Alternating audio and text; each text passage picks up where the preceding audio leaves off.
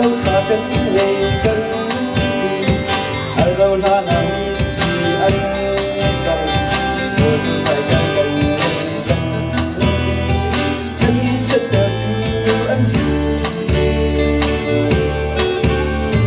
lấy câu một điều cánh ngày cánh đi biết chiều ra chi mà cánh xin yêu vẫn lệnh thôi để mà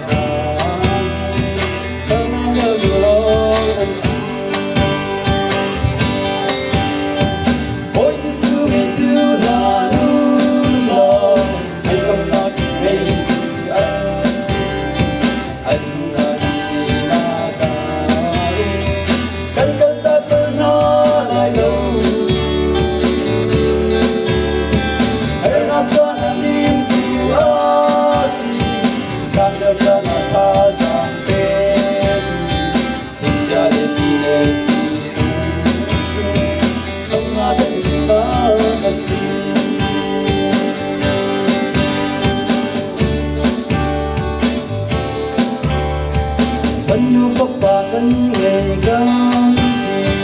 như lên to thành thì anh đừng để ba gần gần đừng phá tan thì anh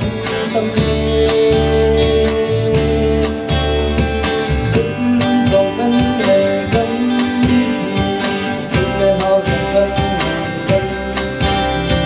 xin sẽ đồ an toàn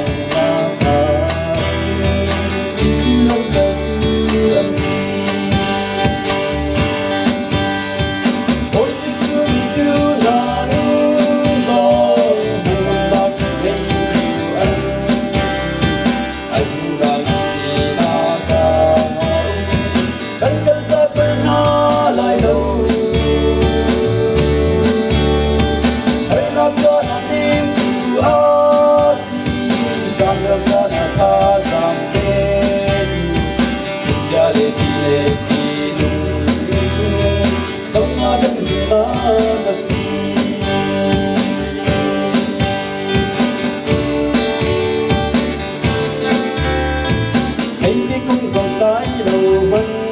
xe đâu trong trái dòng trái đầu mân xe để xuống lệ ôi nhịp lệ thầy ta dòng trái đầu gân ta xe mỗi ba chữ cái đồng câu lại ta bất quân ngày đơn gì nhưng ngủ biết thì là gì lâu dân hát người đi cần gì ôi Giêsu vì tu na nu lòng đừng ngầm na kỳ mây từ anh gì ai dùng dài năng gì na cao cần cần ta bên ha lại đâu hãy làm cho na tim tu a si giang đơn ra na tha giang kê